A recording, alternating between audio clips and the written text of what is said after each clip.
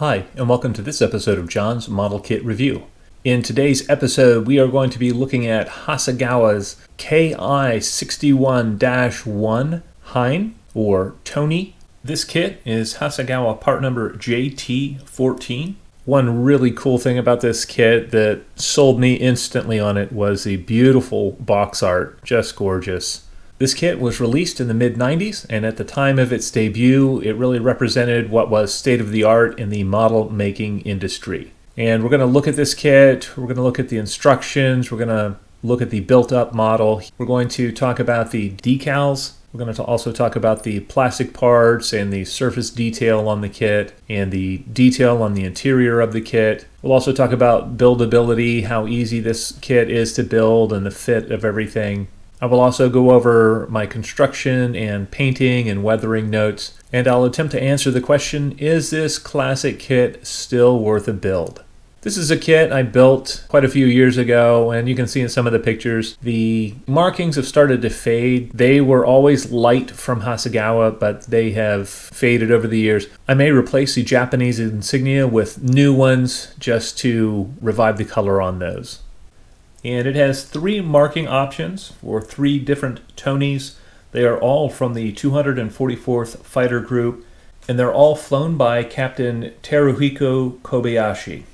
And the nice thing is these three marking options, even though they're the same plane and flown by the same pilot, they are very different in the way that they look. The second one is the all-silver plane, which I chose to model. As we look through the instructions here, step one really focuses on the cockpit floor, the seat, and the rudder pedals, and some other detail bits in the cockpit. I did add seat belts to mine just to kind of dress up the cockpit. Step two continues on with the cockpit, and it also addresses the radiator, the instrument panel, some sidewall detail, and then it has you closing up the fuselage halves. In step three, it covers the upper gun cover and gun sight and the exhaust. Step four is simply joining the wings.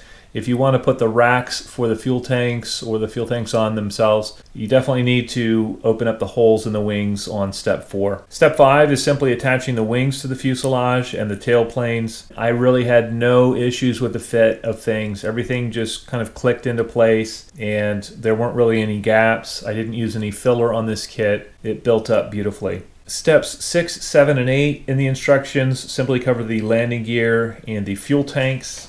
Step 9 is attaching the landing gear to the plane. Step 10 just covers the oil cooler, the radiator outlet flap, and the fuel tanks. Step 11 covers attaching the canopy and some more of the cockpit detail that goes just behind the seat. Steps 12 and 13, it's building the prop and attaching that to the fuselage. So all in all, this is not a parts-heavy kit. It's very simple, really, and the parts fit is excellent. The surface detail on this kit is probably a little bit lacking compared to today's Wonder kits. Surface detail is definitely an area where you're going to notice an improvement with the newer Tamiya Ki-61. The shape of the plane, it looks like a Tony. The clear parts on this kit were well molded, they're thin, they're very transparent. I didn't like the fact that it is only a closed canopy, so you don't have the option to open the canopy up. I used pastels to weather this plane and some oil-based washes. I used a Prismacolor colored pencil to add some chipping, especially on the black anti-glare panel. This isn't my best finish. Again, this is years back, but it looks good on the shelf, and I like to keep my old kits and just kind of as a reference from where I've come. In conclusion, is Hasegawa's classic Ki-61 still worth a build? Well, on the plus side, it's a very easy build. It's got a low parts count, but still manages to have decent detail. The interior of the kit is very nice. The plastic parts fit well, and the overall finished kit really does look like a Tony. On the downside, the single piece canopy, the decals, and the surface detailing that is somewhat limited by today's standards show this kit's aged, especially compared with the newer Tamiya Ki-61. If you only build the latest and greatest, then the Tamiya is certainly the kit for you.